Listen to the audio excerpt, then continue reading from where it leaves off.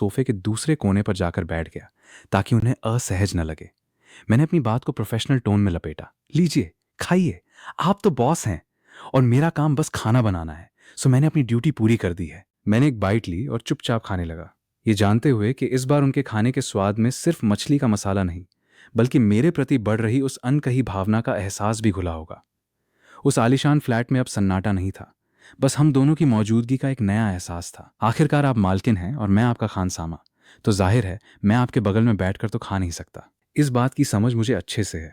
मैंने अपनी प्लेट संभालते हुए बड़े मजाकिया और संस्कारी अंदाज में कहा और सोफे के दूसरे कोने पर जाकर चावल के मजे लेने लगा। मेरी इस नौटंकी पर प्रेसिडेंट साहिबा ने बस एक गहरी सांस ली। उन्होंने चॉपस्टिक से मछली का एक रसीला टुकड़ा उठाया और मुंह में डाला। अगले ही पल उनके चेहरे के हाव भाव बदल गए और आंखें चमक उठीं। स्वाद वाकई लाजवाब था। वो पलटकर मेरी तारीफ करने ही वाली थीं कि उन्होंने देखा। मैं अपना गाल अपने सीधे हाथ पर टिकाए, चेहरे पर एक बेहद शातिर और मुझे पता है मैं बेस्ट हूं वाली मुस्कान लिए उन्हें ही घूर रहा था।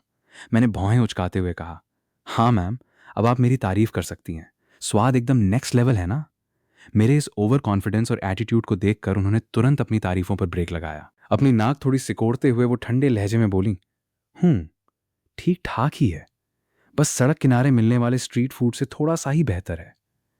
उनकी ये बात सुनते ही मेरे चेहरे की वो चमकती हुई मुस्कान वहीं की वहीं फ्रीज हो गई। अंदर ही अंदर मुझे ऐसा करारा झटका लगा कि मेरा सारा कॉन्फिडेंस जमीन पर आ गिरा। यार, इतनी मेहनत से ग्रिल्ड फिश बनाई और तुलना सीधे स्ट्रीट फूड से।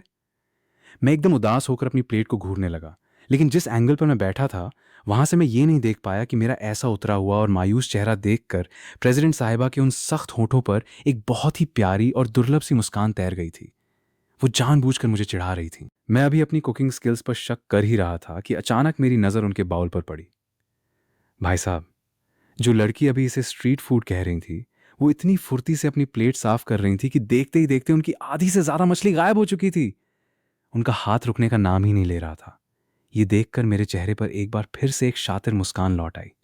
चलो, मुंह भले ही झूठ बोल दे, पर यह पेट कभी झूठ नहीं